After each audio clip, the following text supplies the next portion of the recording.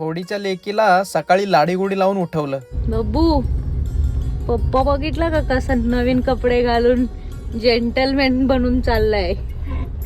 लेकीला सोडून ऑफिसला गेलो आणि संध्याकाळी उशिरा घरी आल्यावर लेकीला लॉलीपॉप आणि खाऊन आणता आल्यामुळं तिने लगेच असा दरवाजा लावून घेतला आणि संध्याकाळी एवढंच जेवण केलं. बबू, तू आजीकडे गेल्यावर मस्ती करते? थोडीशी करते. होय ग, 20-25 वर्षानंतर जेव्हा लेक सासरी जाते तेव्हा तिला कसं वाटत असेल ना? कसं वाटतं? काही प्रश्नांची उत्तर शब्दात नाहीत देत आहेत, नाही का?